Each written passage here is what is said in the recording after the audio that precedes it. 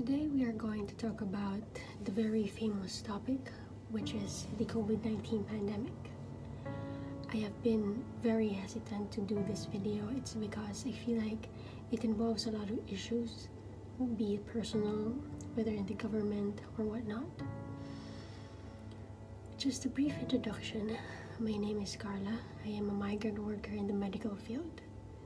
I'll be dividing this video into sections so that all the issues will be addressed properly, and just stay until the end of the video so that we can all pray together for world peace and for healing.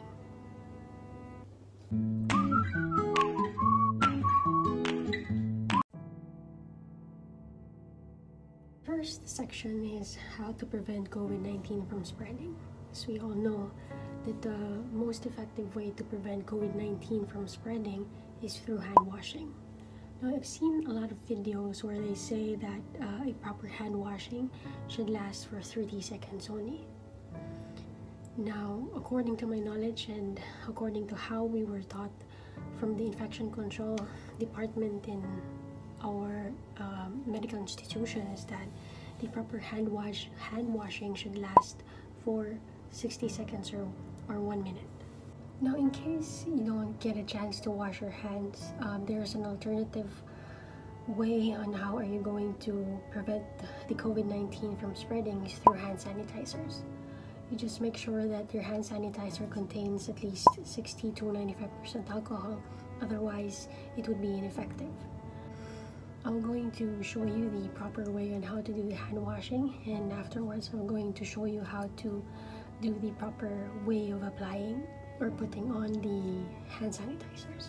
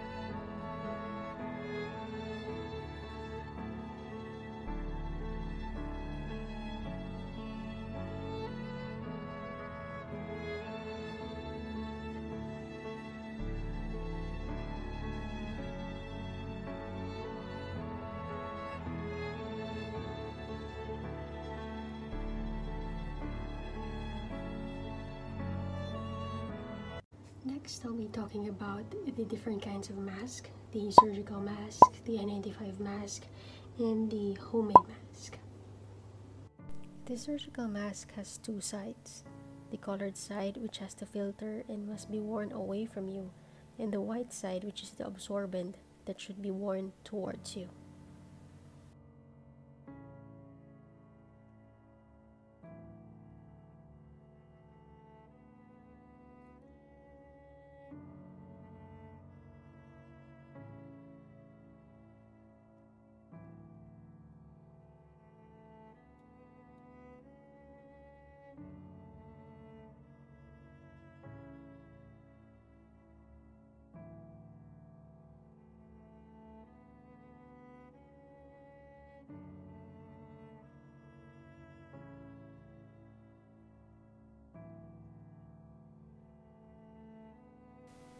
This is a DIY cloth mask which I bought from a nearby store.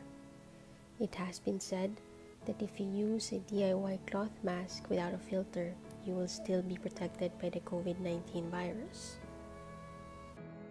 But I still believe that we need to put a filter onto our DIY cloth mask for a double protection. I'll just put a link on the description box for the procedure on how to make the DIY cloth mask. The last one would be the N95 mask. I did not bring my N95 masks because it's for hospital use only. Now, for those fortunate people who would get a hold of N95 mask and would go out to the public, especially when they go to the malls or in the public places, they're very unaware, especially for those people who are not in the medical field, that before you wear an N95 mask, you have to undergo a fit test. Fit test, it means that they will test whether the mask that you're using is really fit for your face. If it's too big, then you will not be protected. The air will come out from the side and the air will come out from the top when you wear it. So there's a greater chances that you will not be protected with that. And also, if it's too tight, you get suffocated, because the N95 mask is really designed for a specific shape of the face. It should be like really fit to your face. People who have beard, people who have like facial hairs, they have to shave it. People with small faces, there will be a tendency that the mask will be too small for them and it will be too loose in the sides or in the top. For those people who are proud of wearing an N95 mask in public, you must be aware that you should know your size, or at least you should check it manually by putting your hands in the side, feeling whether the air is coming out, and put your hand here on top and check it whether the air is coming out. If the air is coming out, it means that your N95 is not correct. It's not really fit for you. Alright?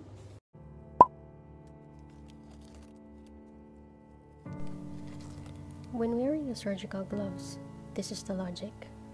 You touch your surface, you contaminate your hand.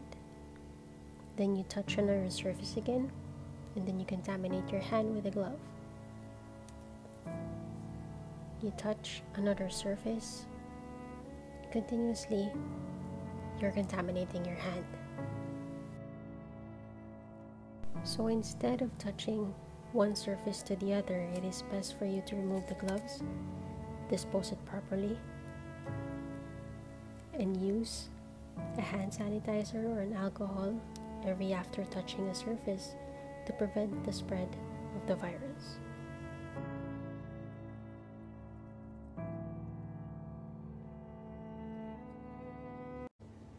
The next section would be the differences of wipes. We have the surface wipes, the antibacterial wipes, and the baby wipes. Now let's talk about first the surface disinfectant wipes. As the name implies, it's only for surface disinfecting. You can use it for your shoes, for your bags, for your phone, for your glasses, or for the things that have been soiled and contaminated. Next would be the antibacterial wipes. This is designed to disinfect the skin only. It should have at least 60 to 95% of alcohol. While the ability of the alcohol to denature and coagulate proteins make them effective against a wide range of bacteria and virus, but the pure form of alcohol has less efficiency as an antimicrobial, because in the absence of water, proteins do not denature properly. So that is why most of the wipes, the alcohol solution is 60 to 95% alcohol only. If you observe at the back packet, it will say that it has water, because it is important for it to have a water content rather than make it pure. It's because alcohol is a strong antimicrobial, but it's not good for the skin, especially on frequent hand cleaning. Next would be the baby wipes. Obviously, since this is designed for the babies only, this does not contain any alcohol. It's 0% alcohol. It's because this is designed for babies only, and this should not be used an alternative for antibacterial and for the surface disinfectant wipes. This does not give you any protection if you are planning to use this as an alternative. I've seen so many people hoard baby wipes. It's because they think that it can help them prevent the spread of the virus, but actually it doesn't. It's because this is 0 alcohol content, so it's useless. Now the next section would be my concern as a citizen. It has been stressed out over and over and over and over that staying home is really essential at this point in time. Social distancing also has been included for sure, but sad to say that there are still other people who do not adhere to what the government is telling them. I don't get it why. It's really basic, it's really simple that you really have to stay home. And so the effect for that they do a lockdown, they do an ECQ or whatever you call it, and only one person per household is allowed to go out of the house to buy the necessary things that you need. And sad to say also that there are a lot of people who are losing their jobs. And it's great and it's fortunate for other people that they have the option to work home. How about for the other people who don't have that option?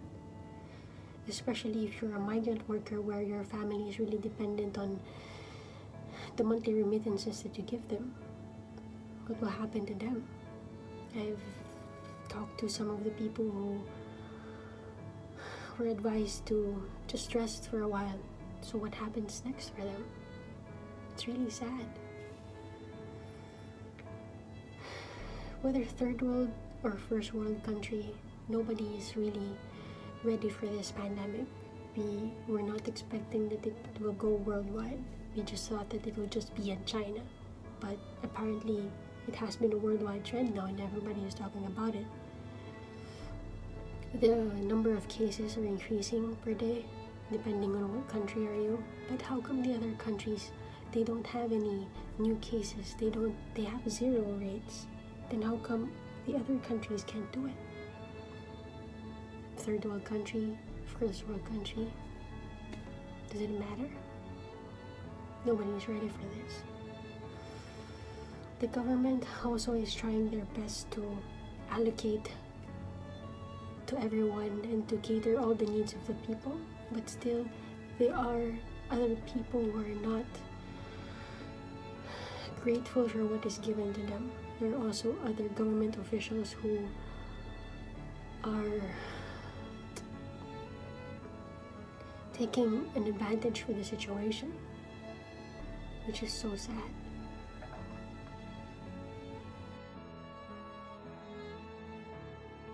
My next concern is me being a medical practitioner. My prayer every morning, I only have 2 prayers in the morning usually, for my family's safety and for me to go through my day at work.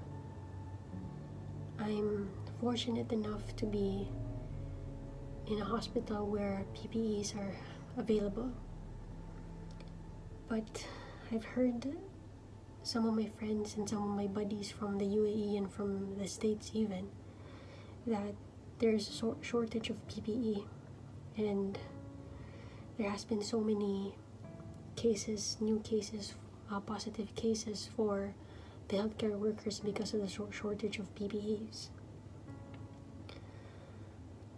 I've dealt with patients that are suspected cases for COVID-19, and I'm really just fortunate enough, and thank God, that whenever I go to this, whenever I deal with these patients, I get warnings from the nurses and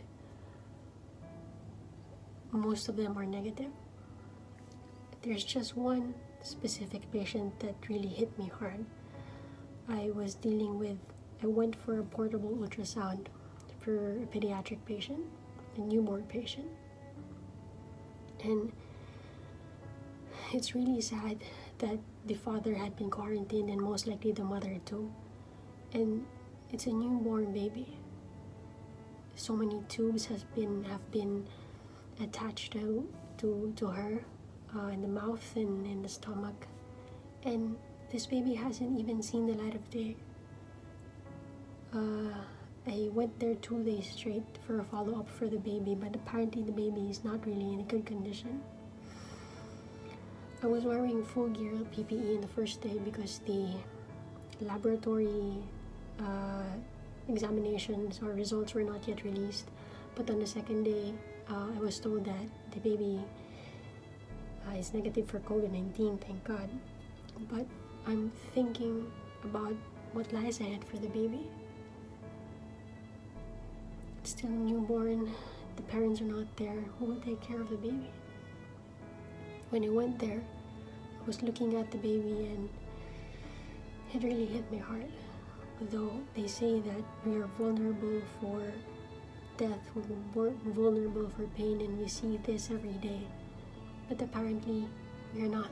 We're still humans and we still feel for the pain, especially as a newborn. It's really sad. And I know that this is not the heaviest experience that I had, but I know that there are other people there are also other healthcare practitioners who experience worse than this. But I'm just so thankful to God that He always shields me from harm and from danger. I just feel sorry for those patients. I feel sorry for, I don't know.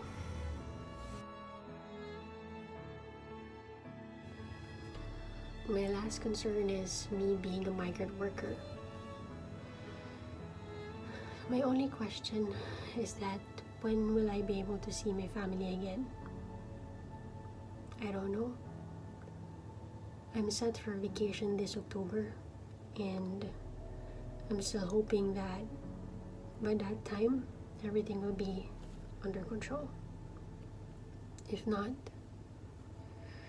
I'd just be content with the idea of seeing them online, and thank God for the invention of FaceTime video call.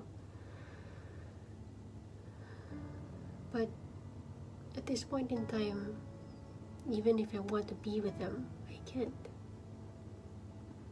And this is the only way that we can help spread the virus, is just to be content with what you have as of the moment.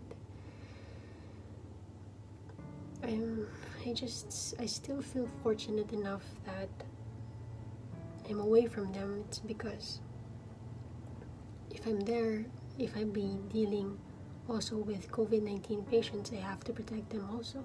I have to stay away from them and isolate myself, especially that my parents are already on the senior citizen side. But the thought of being away from them it's really difficult. I wish that I'm with them right now and I can make masks for them and tell them what I know and educate them with what I know, since I'm the only one who's in the medical field.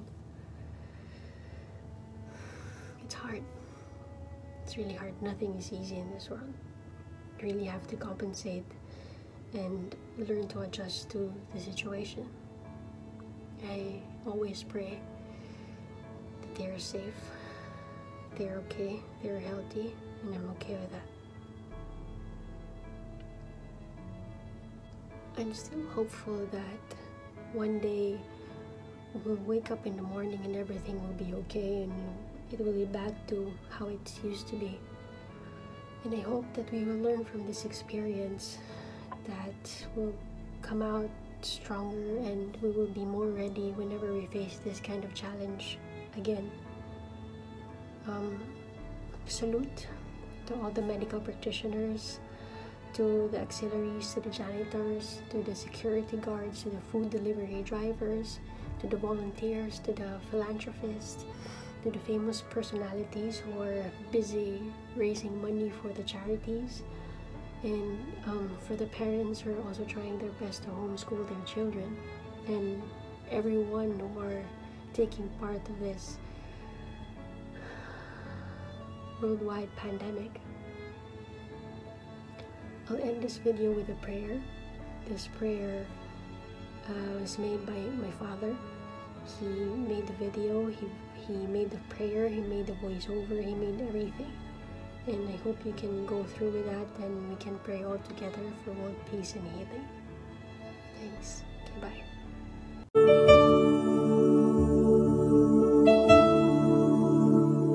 Jesus Christ, at your command, the sick were made well. Come to our aid now, that we may experience your healing love. Heal those who are sick with the virus. May they gain their strength and health through quality medical care. Be with those who have died from the virus. Be with the families of those who are sick or have died.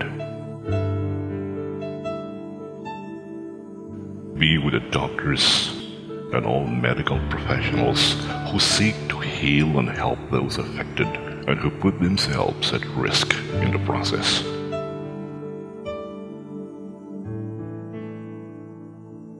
Be with the leaders of all nations. Give them the wisdom to invest in long-term solutions that will help prepare for or prevent future outbreak.